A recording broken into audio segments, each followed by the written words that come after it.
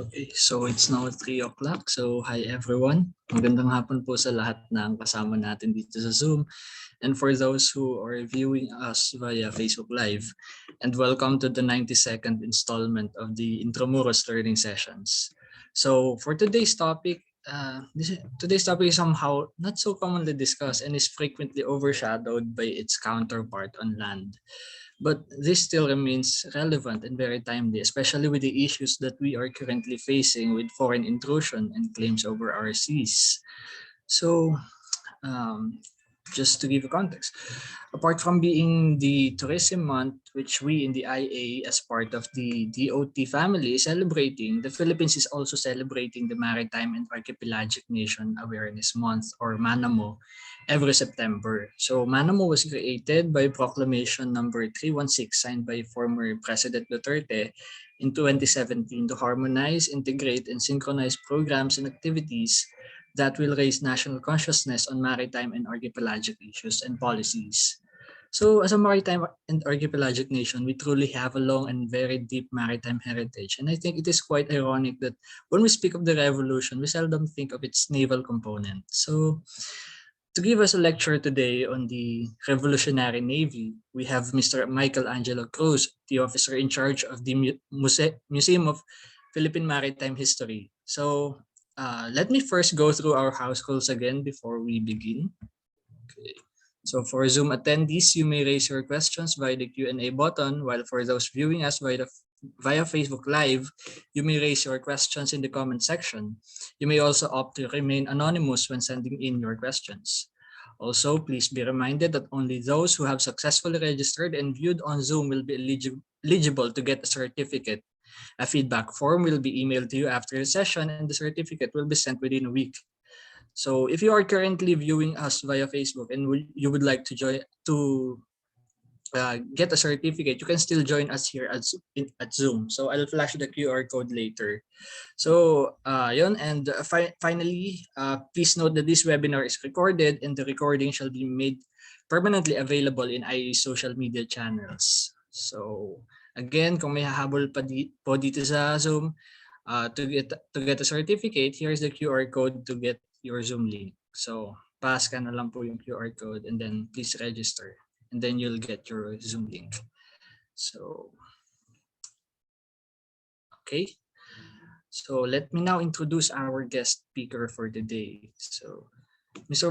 Michael Angelo Cruz is a graduate of Bachelor of Arts in History from the Polytechnic University of the Philippines in 2019. He was a BAM Bike Ecotours guide, touring local and foreign tourists with bikes inside the historic district of Intramuros from 2019 to 2021. He is also a part-time instructor teaching subjects like readings in Philippine history and the life and works of Jose Rizal. He joined the National Historical Commission of the Philippines, or NHCP, in 2021, serving as museum guide at the Museo ni Jose Rizal, Fort Santiago in Manila, and Museo El Deposito in San Juan City. Currently, he is the officer in charge of the Museum of Philippine Maritime History in Iloilo City. So without further ado, ladies and gentlemen, Mr. Michael Angelo Cruz.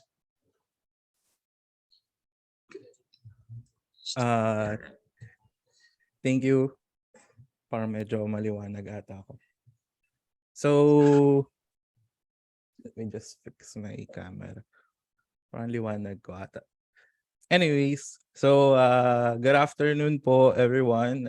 Thank you for joining us today, in line with the celebration of Manamo, which is celebrated every September, and also this year is actually is the anniversary also of the 125th anniversary of the founding of the Philippine Navy, which is, I think, very, sabi ni Christian, na very overshadowed ng kanyang land force ng AFP.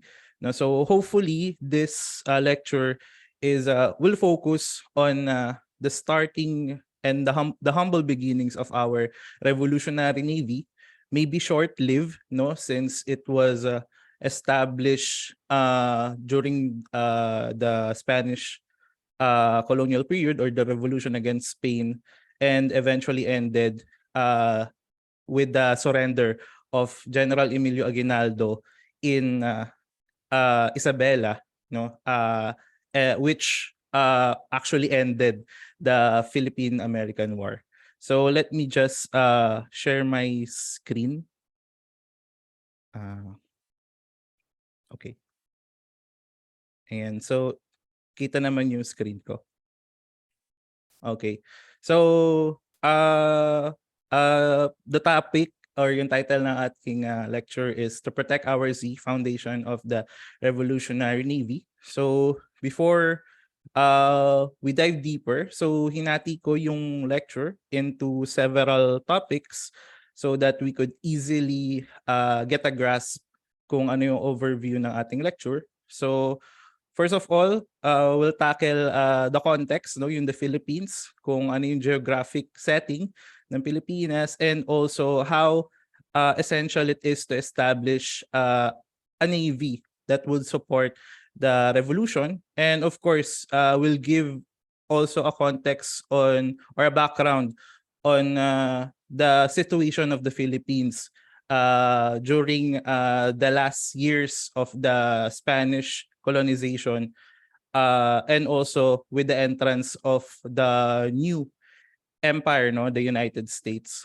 Then also we'll also tackle yung certain factors na nakaapekto sa pagbuo at pagkakaroon ng Revolutionary Navy, yung mga figures behind the conception of the Revolutionary Navy, and as well yung mga manifestations nito sa mga documents and even sa mga transactions na nangyari during this time.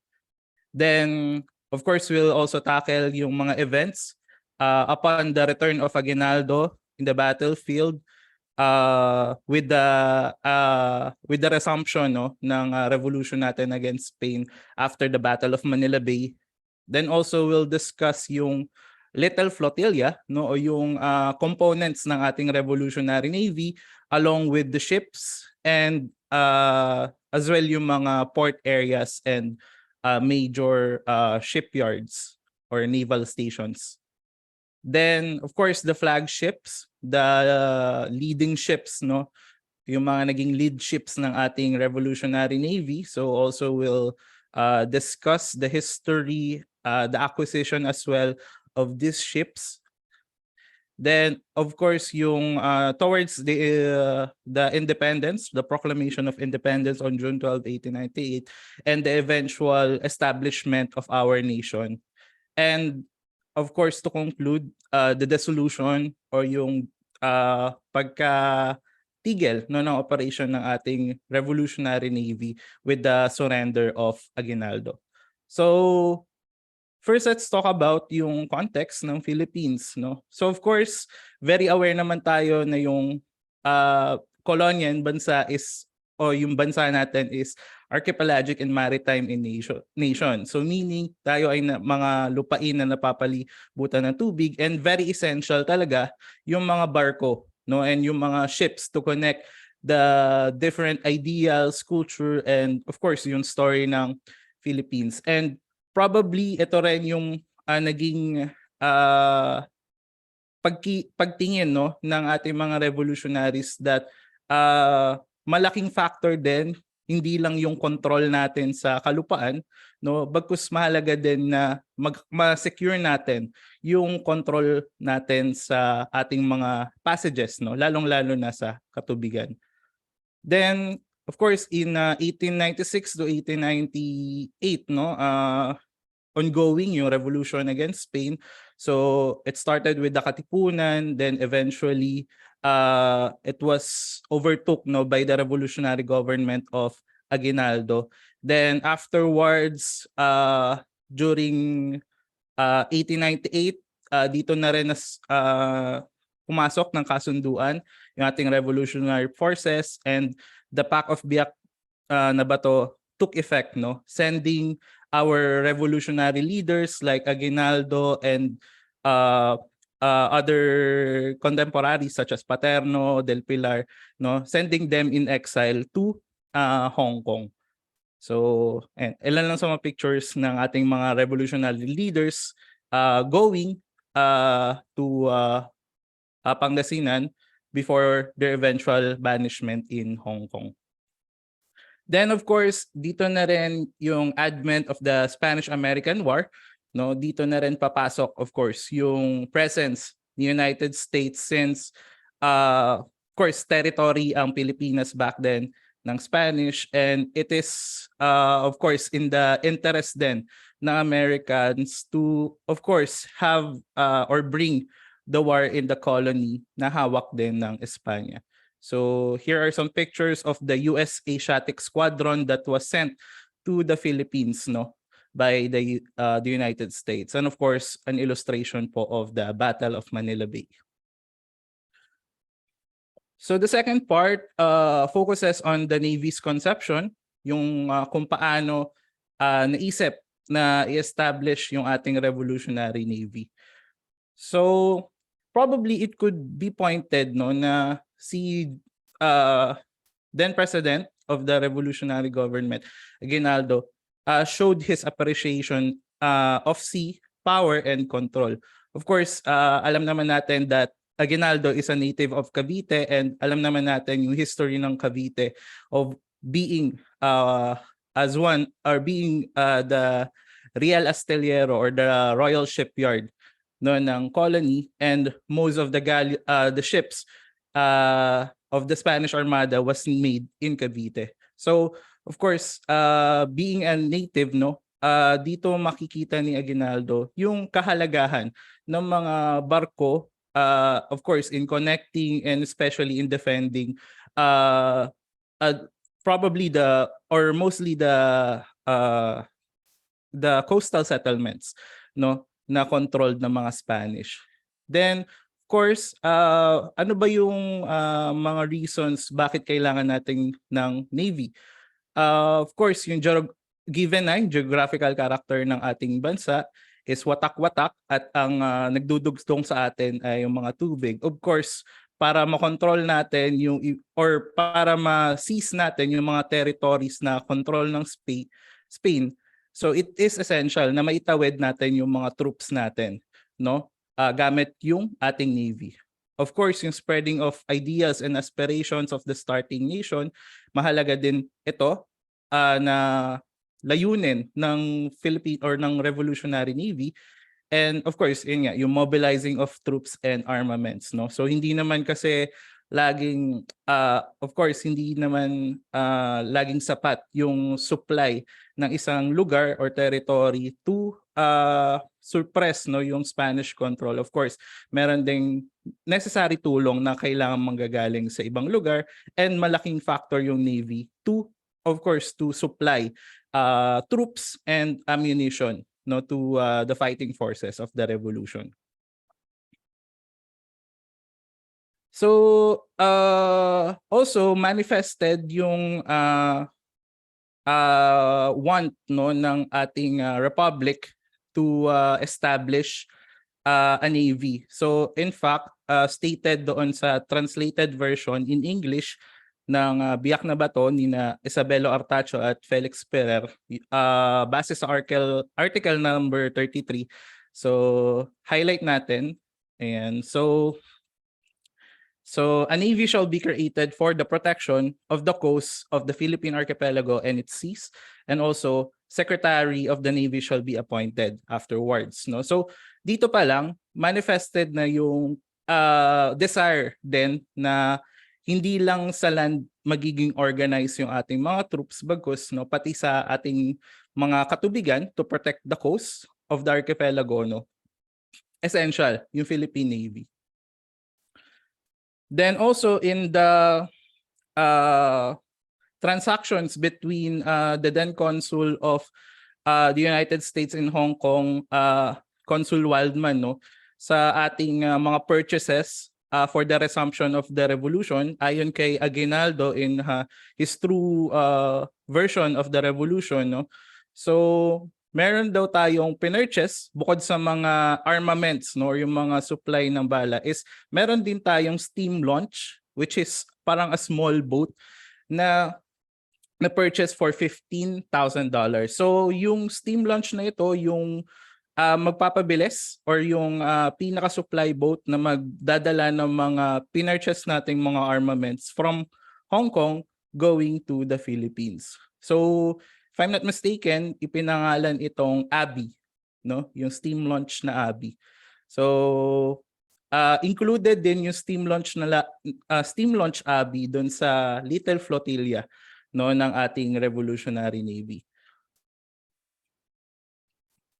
Then on the third part, we'll discuss Aguinaldo's return.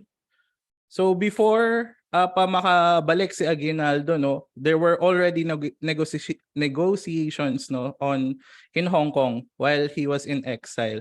In fact, meron ng mga attempts to reach Aguinaldo through telegram and also through the consuls, no.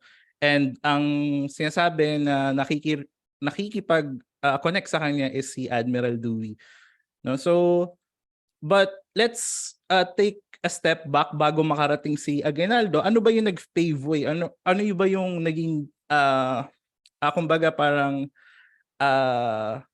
turning point, no, ng pagbabalik niya at paano siya nakabalik sa Pilipinas also to resume the revolution against Spain. So of course, the Battle of Manila Bay took place on the 1st of May 1898. It is of course between the U.S. Asiatic Squadron led by then Commodore George Dewey and on the Spanish forces it was led by Rear Admiral Patricio Montojo. So yung battle, it took place around in the morning, no? Nagbobombahan na sila ng mga Amerikano and mga Spanish, nagbobombahan na sila ng kanilang mga barko, and it lasted, if I'm not mistaken, from 7 a.m. to at least 12 noon. So also meron pang breakfast break yung nangyari, no, in the middle of the battle. So if we would look, ito yung mga ships ilan sa mga ships, no, hindi lahat ng ships ng US. So we have on the left, furthest left is the flagship, the USS Olympia. We have the USS Riley, then USS Baltimore. Then also featuring yung cannon na on board sa USS Olympia, which is the flagship of Commodore George Dewey. So compare natin sa battleships or yung ships ng Spanish. So evident naman kung sino yung nanalo sa battle, no? So most of the ships of the Spanish were if not damaged, completely destroyed. Some of them actually were scuttled, no, or kusang sinira ng mga Spanish so that the Americans could not use it anymore. And isa nga sa mga scuttled vessels nila is yung flagship nila na Reina Cristina. So it was a very decisive battle since maraming casualties actually sa Spanish, while on the other hand sa Americans is isa lang yung casualty and hindi pa dahil sa battle. Nagkaroon siya ng karamdaman at yun yung pumatay sa kanya during the Battle of Manila Bay. So hindi totally yung battle yung naka-apekto sa pagkamatay ng isang US individual during the Battle of Manila Bay. And most of the ships of the US Navy actually was completely intact since yung firepower ng Spanish was not enough to reach yung mga ships ng US. So medyo biten yung mga tira ng Spanish kaya hindi sila or hindi gaano na damage yung mga US naval ships.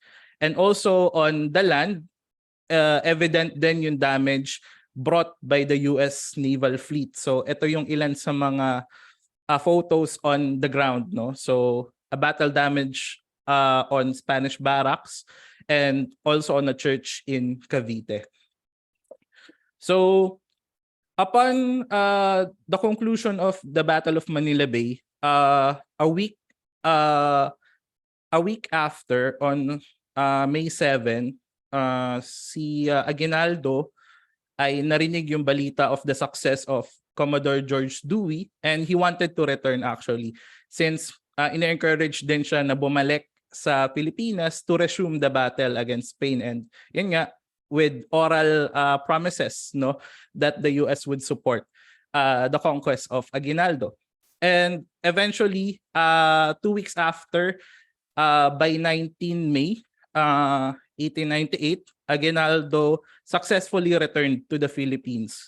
So aboard the USRC Macollo. So, and also this is the first time na nag-meet itong dalawang leaders, which is George Dewey and Aguinaldo. And upon the meeting of Aguinaldo and Dewey, actually si Dewey ay nagbigay ng present to Aguinaldo. So yung ilan sa mga nakumpiska nila ng mga arms, no, or mga gamit ay binigay sa revolutionary forces to resume the battle against Spain, and also yung small pinas or yung parang steam launch na nasalba nila mula sa flagship na Reina Cristina is binigay din kay Aguinaldo. So later, malalaman natin kung ano yung pangalan ng pinas na yon o yung steam launch na binigay ni Dewey kay Aguinaldo as of course, as a sign of good gesture.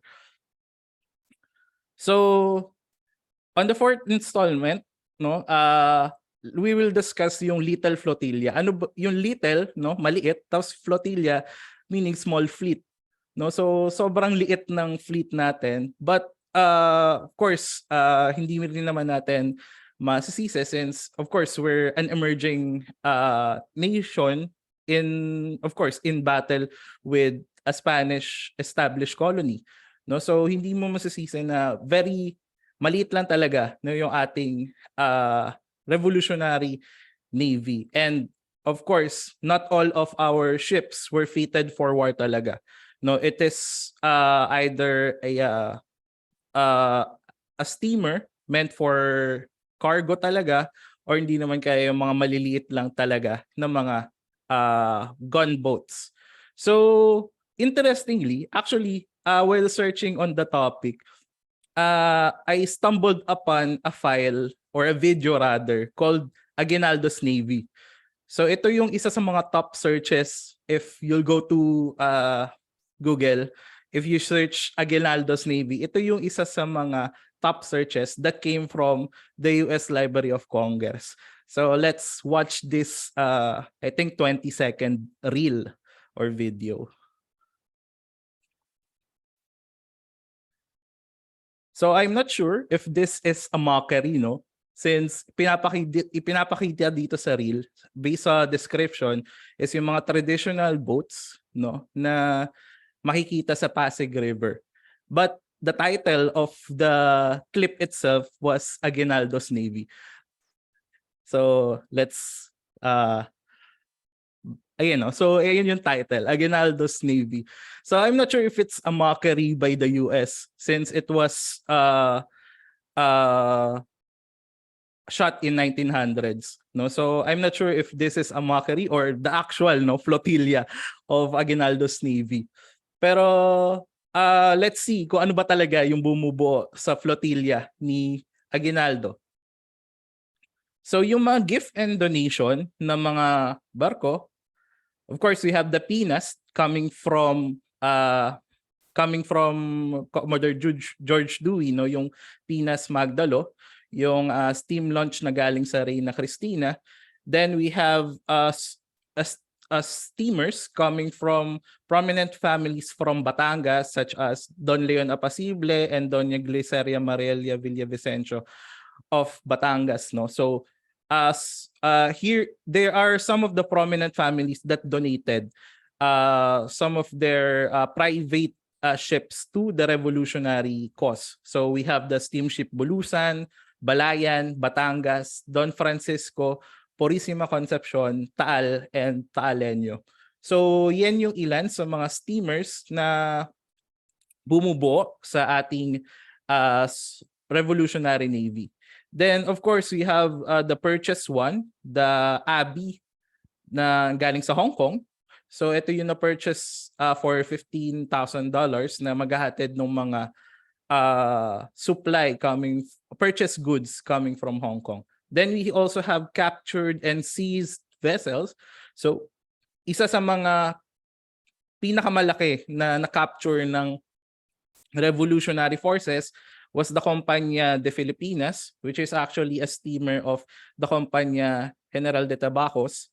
So na-capture siya in Apari. So later I'll discuss this since it also became one of the flagships of our Revolutionary Navy. Then, dalawang Spanish gunboats that was captured also, named Otalora and Oceania. And these five, the Covadonga, Orani, El Capitan, Suerte, and Nueva Ecija, were actually called as the Laguna de Bai squadron or boats, since most of these are steamships or steamboats that were captured in the Laguna Lake. So of course, medyo maliit ito kumpara sa mga ships na nakikita natin, naval ships, but we also have to remember that ito lang yung kaya ng resources, and also these are donations, no, and most of them are not totally fitted for warfare. So most of them are transport boats for passengers and also for goods and supplies. They were only refitted for war so that they could assist and support the revolutionary cause. So of course, with a handful of ships and boats, we also need port areas where we could refit, no, yung ating mga ships for war and also to do repairs. So here are some listed naval stations across the country during the time of the Revolutionary Navy. So we have one in the north, Apari, in Legazpi as well, in Bicol region, then in Balayan, in Batangas, then Calapan in Mindoro, then the San Roque shipyard or the Cavite Arsenal, no, in Cavite. So most of the time, yung mga ships ay nire-refit or nilalagyan ng mga guns and cannons sa Cavite, since ito yung parang pinaka main shipyard dati. And the other stations rather are for primarily for repair, and most of them are port areas talaga kung saan pwede mag-drop off yung ating mga revolutionary forces. So after discussing the flotilla, let's take a look at the flagships. So flagships mean these are the lead ships, no, ng ating Revolutionary Navy, or yung pinaka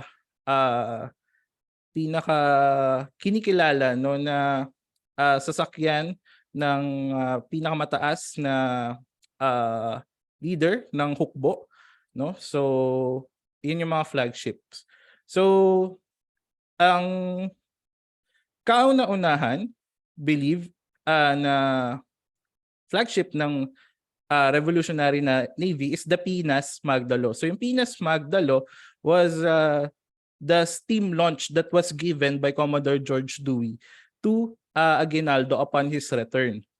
So it was given on the 20th May 1898. Then yun, siya yung salvage or nailigtas na steam launch from the flagship Reina Cristina, and it was christened or ipinangalan na Magdalo, of course in honor of Aguinaldo, which is part of the Magdalo faction. Then it is also believed that this is the first vessel that hoist and display the Philippine flag. I have seen a picture, yung nasa kanan. This is a picture of steam launch with a Philippine flag. If we take a closer look, I'll just zoom in. Yeah. I'm not sure if this is an reenactment, pero if titingnan natin, parang yung mga soldiers or yung mga tao on board is wearing revolutionary outfits, no? This was I recovered it from archive website of the Philippine Navy discussing the history of the Philippine Navy, and I'm not sure of its origins. So if may mga participants tayo na may alam tungkol sa origin ng photo na ito, kindly ayun, open tayo, no, to discuss on what the actual photograph is showing us. But this is actually an example of a steam launch, since ito yung mga maliliit na mga bangka usually powered by small motors that deploys soldiers or people aboard or ashore, no? If lalo na if yung docking place ng mga barko is hindi kaya mag-dock ng mga barko near the land. So ito yung mga ginagamit. And the Magdalo was actually a gift, no, from the Reina Cristina, which is yun nga isa sa mga malalaking ships ng Spanish, which is the Reina Cristina, and actually the flagship of Montojo during the Battle of Manila Bay. Then the next one is the SS Bulusan or the steamship Bulusan. So it is a transport steamer from Taal, Batangas, donated to Aguinaldo. This is owned by Doña Gliceria Marelia de Villavicencio. By the way, I forgot to mention, no, na upon yung 20th May 1898, that is considered as the time of the foundation of the Philippine Navy. Yun yung sineselebrate this year as the 125th anniversary of the founding of the Philippine Navy. So upon the christening of the Magdalo Pinas, yun yung kinikilala ng Philippine Navy as the founding date of the organization. So balik po tayo sa SS Bulusan. So it was skippered or ito ay under the command of Captain Simplicio Orosa, which is also from Batangas and is actually a merchant marine captain, no? So more or less civilian siya na may kakayahan talaga how to maneuver boats or ships. So ang assignment ng SS Bulusan was to deliver missions such as deployment of troops and ammunition in the South Luzon region and in the Visayas. Unfortunately, during a mission going to Samar along with Colonel Riego de Dios, unfortunately namataan siya or nakita siya ng dalawang gunboats ng Spanish, which is the Elcano and Uranus sa Masbate. So nakita sila sa Masbate and unfortunately the SS Bulusan sunk, no, or lumubog in the area of Masbate province in 1898 in route or going to Samar. So yung picture sa kanan is a rendered model of the SS Bulusan that is currently displayed po here in the Museum of Philippine Maritime History sa Iloilo. Then here is the picture of the donor, Doña Gliceria Marelia Villavicencio, the captain of the ship, Simplicio Orosa, and one of the vessels that sunk SS Bulusan, which is Elcano, which eventually was captured by the US and was used by the US Navy and renamed USS Elcano. Then the largest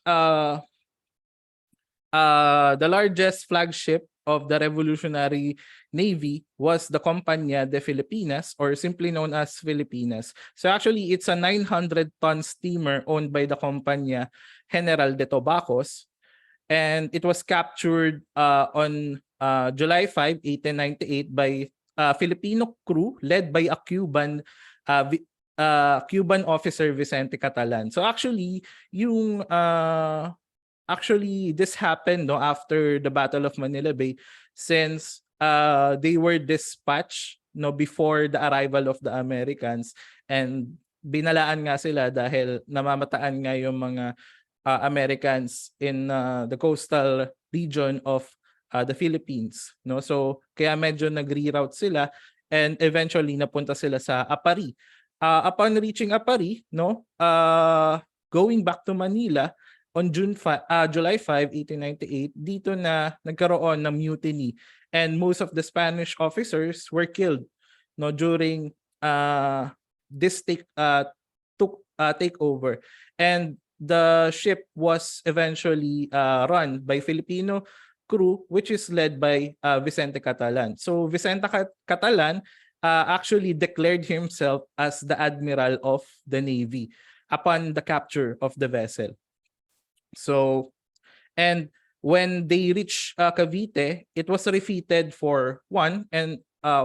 No, they installed cannons and guns, and it was dispatched to assist the revolutionary cause on Luzon, particularly the northern Luzon area in Zambales, Pangasinan, and the Cagayan region. So upon the arrival in Manila, the Cuban, Vicente Catalan, was replaced by Captain Julio Del Rio, as the captain or as the head of the steamer Filipinas. Wala masyado naging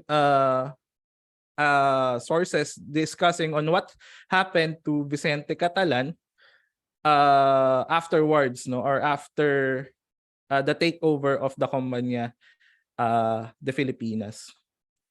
Then afterwards, after the capture of Companya de Filipinas, it was renamed Luzon, and also saw the day, and served actually also on the Second World War.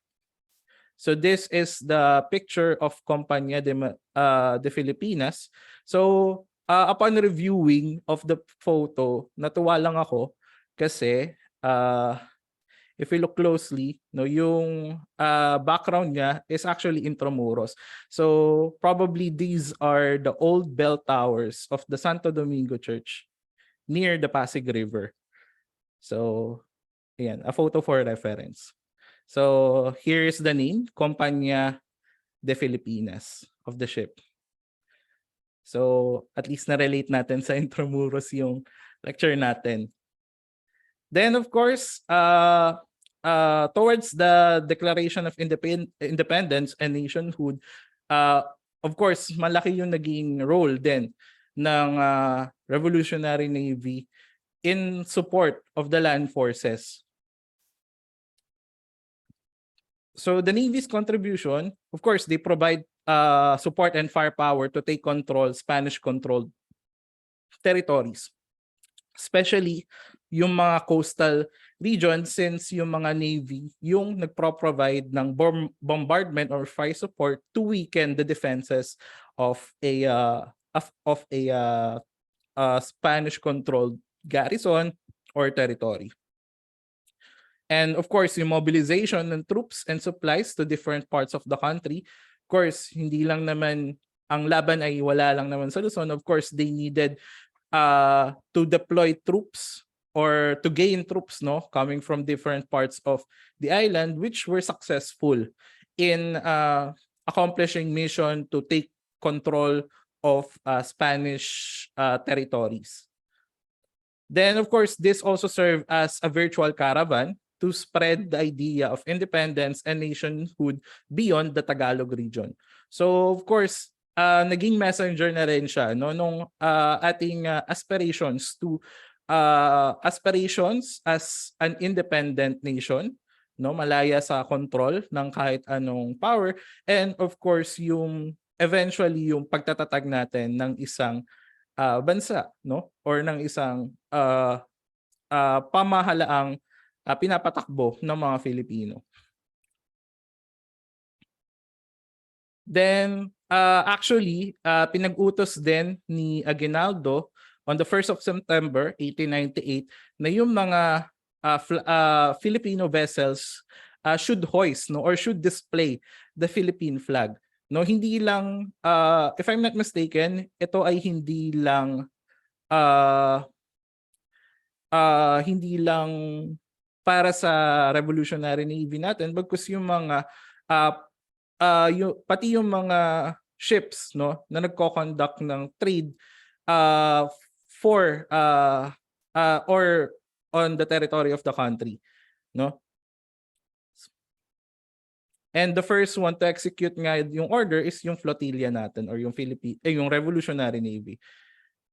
On the 26th of September 1898, no, upon the moving of the dictatorship of Aguinaldo and going to a revolutionary government, since of course nagkakaroon na din ng tension between the United States, no, so nagkaroon ng addition sa revolutionary government natin sa cabinet.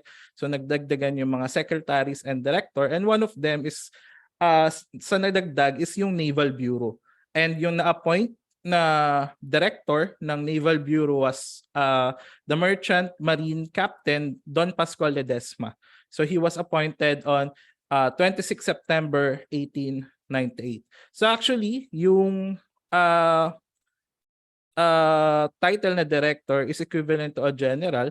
So that's the reason why he is considered as the first flag officer in command of the Philippine Navy. And actually, Don Pascual Ledesma is a native of Negros. So from Negros siya, and actually a student of Escuela Nautica de Manila, or now known as the Philippine Merchant Marine Academy, which was established also in Intramuros in 1820.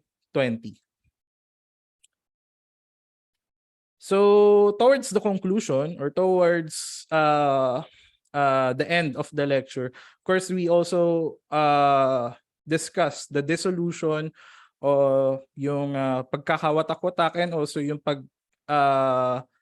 pagtigil ng operations ng ating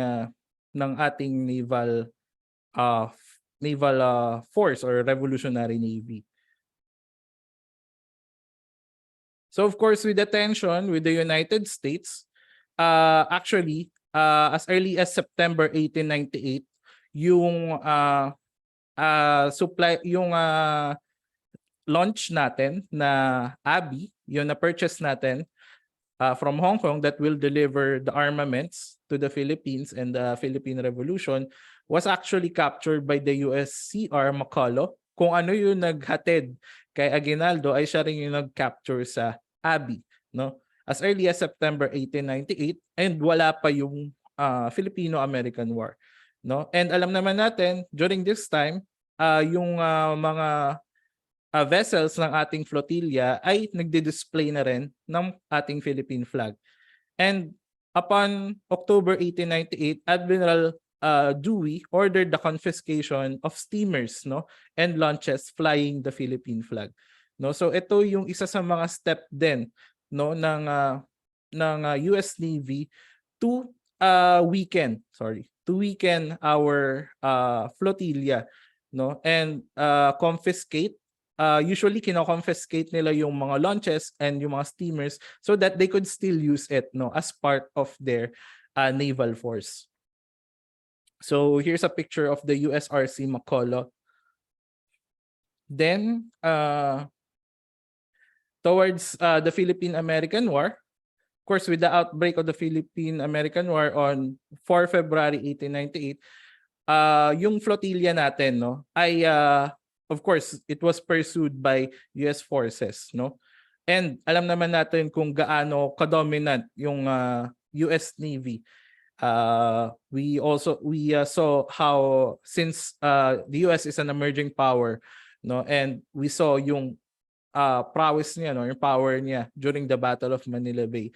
So they easily captured yung mga vessels natin, no, and easily quashed yung maliit na revolutionary navy natin.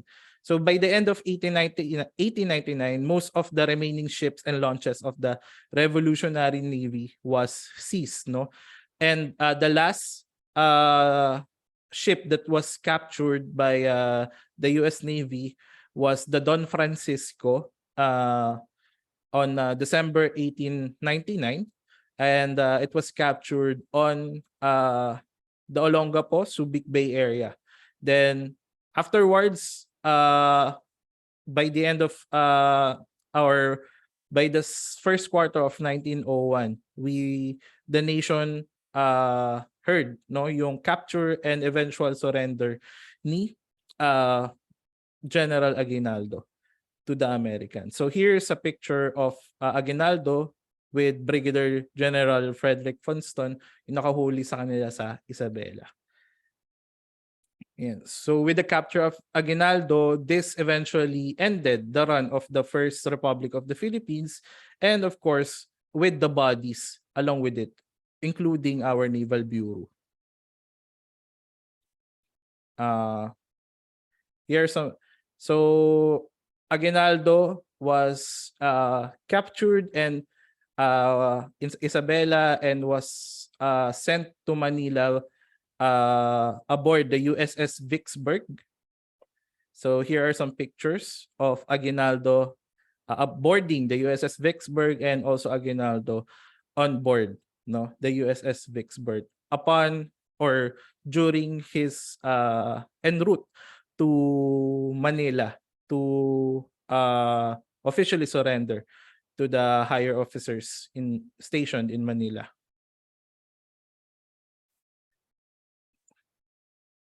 So with the end of the first Philippine Republic, and of course yung the end of the Philippine-American War, naging evident na yung victory went to the United States.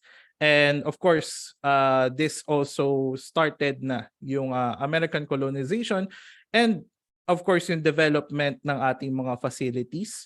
So of course, since we became a territory of the US, so ang ating forces ay nakarely sa Estados Unidos. So of course, they developed the Olongapo Subic Bay area as one of the major shipyards of the US Navy in the Asia Pacific region, and magkakaroon na lang ulit ng pagkakataon na mag-join ang mga Filipino sa US forces in 1919. And of course, during the Commonwealth period, with the proclamation of the Philippine Commonwealth Act number 1 or the National Defense Act of 1935. So dito na nagkaroon ng unti-unting binubuo yung backbone ng ating armed forces, and eventually yung establishment ng offshore patrol or OSP in 1939, which ended in 1946 and became one of the core of the modern Philippine Navy that we have today.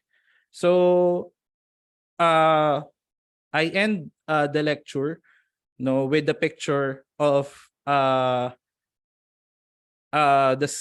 steam launch of USS Vicksburg, carrying Aguinaldo towards the mouth of Pasig River, going to Malacanang for his surrender. And yung vision ni Aguinaldo, let me just read. What a beautiful, inspiring, joyous sight that the flag was fluttering in the breeze from the topmast of our vessels, side by side, as it were, with the ensigns of other and greater nations, among whose mighty warships our litter cruisers pass to and from, dipping their colors, the ensign of liberty and independence.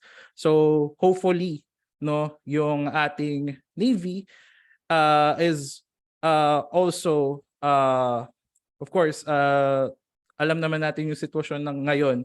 with tensions going on our controlled territory.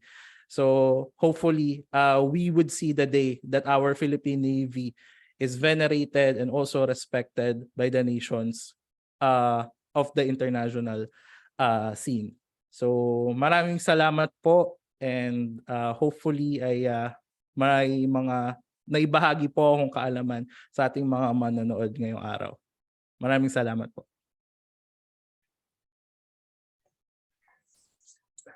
Thank you very much, Michael. So that was very informative. And gusto ko yung sinabi mo na hindi lang naman kasi nasa Luzon ng revolusyon. So na-encapsulate na yun why we need a Navy. And since long ago naman, yung dagat natin, it connects us. Hindi naman niya tayo pinaghihiwalay. So, ayun. Doon mo makikita ano yung kahalagahan ng pagkakaroon ng naval component ng revolution na yun. So, we'll now head to the Q&A session. So, if you have a question, please feel free to send it into Q&A using the Q&A button at the bottom of our screen here on Zoom, or using the comment section on Facebook Live. So, simulan ko na siguro. Ano lang to?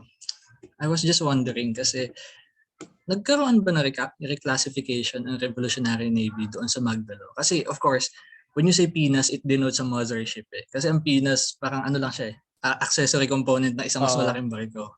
So, nagkaroon siya na reclassification na ito na yung type ng barko na to kasi wala na siya mothership or something else. So actually kasi yung mothership niya, which is the Reina Cristina, no, scuttled na talaga, no. So at kumbaga parang nawala na siya sa main ship niya. So yung kaya siya na considered as the first flagship is because siya yung unang vessel na nag-display ng Philippine flag. So sinasabi na yun yung naging dahilan why the Pinas Magdalo was considered as a flagship. And yung base kasi sa sources is parang naging support lang talaga siya no afterwards with the arrival of larger donations such as SS Bulusan and of course the larger Compañía de Filipinas.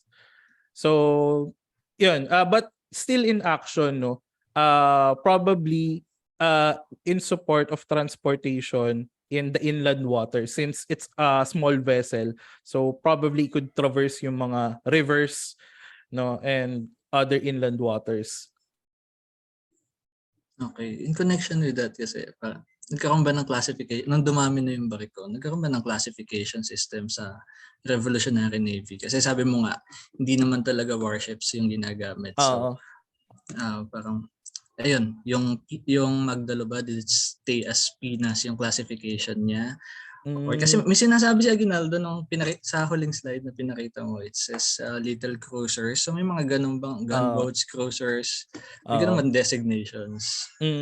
So actually walang ganun since most of the ships, no, were refitted lang talaga for war. Kaya yung for example, they just remove yung classifications if it's a steamer, a steamship, or gunboat. Pero based on the build, alam nila what type of ship it is. So ganun. But yung official, if yung wala akong na-encounter na yung parang official classification ng mga boats such as sa advance ng US, no, na meron silang mga cutter, mga gunboat specifications, no. So wala naman na-encounter. Natanong ko yun kasi actually diba parang 2019 yata 2020 yung Del Pilar class na reclassify sila from frigate to offshore patrol vessels. So kasi di ba it started as cutter, frigate, then patrol vessel, and then ang sabi ng Navy hindi lang siya pang name lang kasi yung designation may kinalam siya sa capabilities, tas yung role sa yung role niya sa battle formation in the fleet. So kung alam mo yun, in the battle, yun lang, kaya natanong. So yun,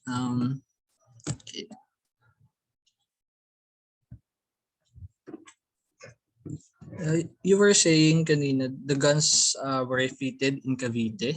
Was it in Real Astillero? Ah, yung naka-indicate kasi is in San Roque.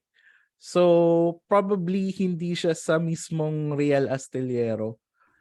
So and probably it's another like dry dock area kung saan nila pwede i-fit yung mga ano, kasi if stated naman siya as like sa Cavite Arsenal talaga, babanggitin talaga ng Cavite Arsenal, but some of the sources say it's San Roque. So ayun. I was just wondering kasi doon nire-refit yung ano, pero andun din yung kumbaga parang HQ ng Spanish Navy. Andyan yung Astillero nga, and andyan yung Fort San Felipe. Yes. So actually, if I'm not mistaken, naging station din kasi ng US after the Battle of Manila Bay, yung Cavite Arsenal. So probably since it's a US controlled area, so kaya siguro naghanap ng alternative na refitting area yung ating revolutionaries. In San Roque. Probably in San Roque nila natagpuan yun. Okay. We have a question in Facebook from Sir Alec Radilla. Paano yung rank and organization system ng Revolutionary Navy? Later on kasi nung nabuo ang OSP, under siya ng PA, kaya Army ranks ang ginamit nila. Ganon din kaya sa Revolutionary Navy? Yun. So actually, if I'm yung sa rankings, I haven't encountered kung paano yung naging ranking system sa Navy since it's a different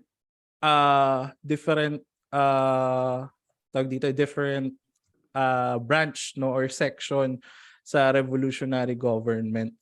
So and also most of yung naging captain ng mga ships were private individuals talaga, no. So I'm not sure of the rankings during this time kung meron din bang mga admirals or rear admirals, ganun.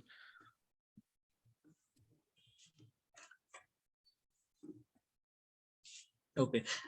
Ito yung sa about the Battle of Manila Bay. Kasi madalas misconception. Ewan ko nung bata kasi ako nakikita sa textbook. Yung bariko ng Espanya kahoy. So misconception to eh. So and then yung pinakita mo kanina ng pictures, well, hindi siya medyo sira-sira na yung barko. Pero ano ba talaga yung reality? What were the ships used in the Battle of Manila Bay? Kung kahoy lang ba talaga? Actually, if titingnan mo naman, it's up to its time naman. But yung ano kasi, yung sa, if napansin natin, no, yung sa US talaga is yung firepower talaga is yung dinidisplay. Unlike yung sa mga Spanish vessels, documented Spanish vessels, no. Sabi gawa sa kahoy.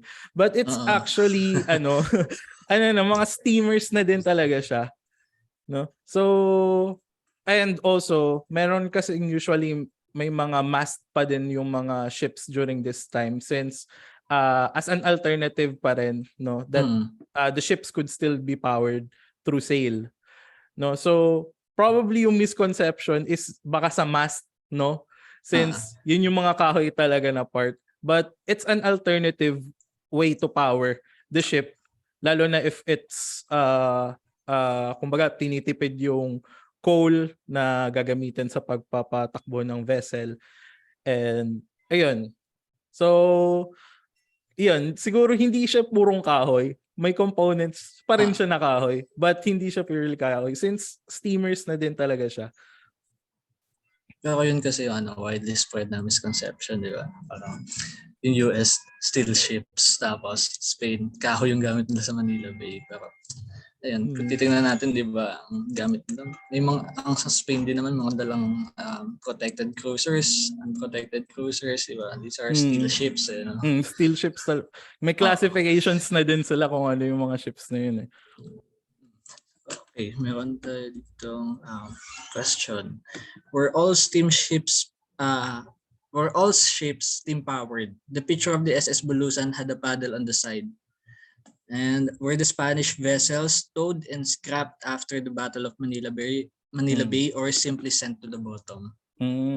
So to answer the first question po, were all the ships steam powered? So yes po, actually yung mga na-record na po ng mga ships na na-acquire is steam powered siya. And yung sa picture ng SS Bulusan with the paddle on the side, actually this is only since wala po kasing actual photograph nung SS Bulusan. So this is the rendition of the artist na. Since yung ilan sa mga pinapakita, if I'm not mistaken, in Batangas, meron ship na yung SS Bulusan portrayed as a galleon ship. So which is could be, pero syempre with the technological advancement na, so mas naglilin na, especially towards the end of the 19th century, no, is naglilin na towards to the use of steamships. Then for the vessels naman po, yun, so some were scrapped, some were towed, and some were if I'm not mistaken, some were purposely sunk na lang po talaga. So halo-halo. Kaya nga po if yung kanina, no, like the Pinas Magdalo, no, so siya ay isa sa mga na-scrap or na-salvage mula sa Reina Cristina. And yung pinaka naging target din po kasi ng ilan sa mga ng US Navy is to salvage some of the ships that could still be used, and yung parts niya that could still be used. Kaya meron ding mga na-donate talaga after the arrival of Aguinaldo for the revolutionary forces. Connection, if I may, in connection dun sa sinabi mo na yung iba deliberately pinalubog pero sinalvage. If I'm not mistaken, may 2 ships dyan na naging US Navy ship pa siya pagkatapos yung Isla de Luzon and Isla de Cuba. Yun, ginamit pa siya ng US Navy na bariko nila after i-refloat nila yung bariko. Kasi ni-refloat, yes. Pinalubog siya talaga deliberately ng mga Kastila, tapos ni-refloat ng US Navy. Yan. So, ba't kaya hindi yun yung binigay sa atin? Okay. May question dito sa Q&A from Anthony and Cirilo. Sir, during that time, it is obvious that we lagged behind other countries in terms of naval ships capabilities. Do you think we are still on the same footing right now? Your thoughts on this po? I'm not gonna comment na lang po siguro on the later na if we're still lacking behind. But then again, we have to consider the reality of things during that time, that yung of course with the pack of treaty na pack of biyak na bato, with the pack of biyak na bato, hindi naman na-accomplish din yung full payment na consider, no, or yung napagkasunduan. So probably it would also best to consider na we're a starting nation pa din during this time, no. So also nangangapa pa tayo, and also yung lack of funds natin, no. Yung nagagawa nga natin is yun nga, to refit not battle ready ships, no, para lang magkaroon tayo ng pang-support and pang-defense sa ating mga coastal areas, no. So yun, we're lagging behind, but there are factors talaga that affects yung situation kung bakit tayo naging ganun during that time. Since ayun nga, yung expected payment na gagamitin sana natin, of course, to buy arms, and probably yung probably a ship talaga meant for battle, no. But then again, yung kakulangan nun, yung power, to purchase, no, is wala yung established government natin that time. So yun lang. But for the later comment po, ay later question po, ay hindi na po ako magko-comment since we're basing the talk is about the foundation talaga ng ating Revolutionary Navy, the short-lived Revolutionary Navy. Okay, so thank you. Since past 4 na pala, medyo nasarap tayo ng kwentuhan. Kasi alam mo yun, we always talk about the land battles, pero we rarely talk about our ships nung time na to. Diba? So, ang dami pang pwedeng pag-usapan. Ang dami pa actually. Ang dami pang sources to scour. Yeah. Maybe, languyan din. Sisirin din. Oo. So yun, final question lang siguro. What do you think can we learn from this short-lived Revolutionary Navy? And siguro, parting message mo na rin sa mga kasama natin sa Zoom and Facebook Live. Okay. So, ayun nga. Of course, as something, no, na nag-start din as maliit, no, it is still a vision of the Philippines, no. Yung last slide na pinakita ko, na it's still a vision, it is a good dream to see, no, na ating mga ships is naka-hoist yung ating Philippine flag na nagdedeklara ng ating kalayaan, ng ating sovereignty over territory, and it is venerated by other nations na mas malakas kumpara sa atin. So, of course, it's still a dream na hindi man na maging par yung firepower, yung number of vessels sa mga bigger countries. It is still a dream, no, na makita natin yung ating mga barko na naglalayag ng malaya sa ating mga katubigan, no. Lalong-lalo na sa panahon ngayon na kakaroon ng tension sa teritoryo na sakop ng ating bansa. Ayun. Maraming salamat po sa mga nag-join, and hopefully marami pong naging makabuluhan po yung ating discussion or pag-uusap ngayong araw na to. Okay, thank you very much. So, to wrap up our session for today, I'd like to promote our social media pages. The Intramuros Administration is on Facebook, Twitter, Instagram, and YouTube. And if you miss any of our previous episode, or if you came in late today, you can still view them on our YouTube channel. And please don't forget to hit the subscribe button. And Intramuros, our community-driven cleanup drive is also continuous. So for those who are interested to volunteer, please stay tuned lang po to our Facebook page and other online channels for the registration link and schedules. And for the latest updates and announcements about Intramuros, join our Viber community by scanning the QR code here or going to bit.ly/IAViber. This is also posted on our social media accounts. So that is all for now, at maraming salamat po, at magkita-kita ulit tayo sa susunod.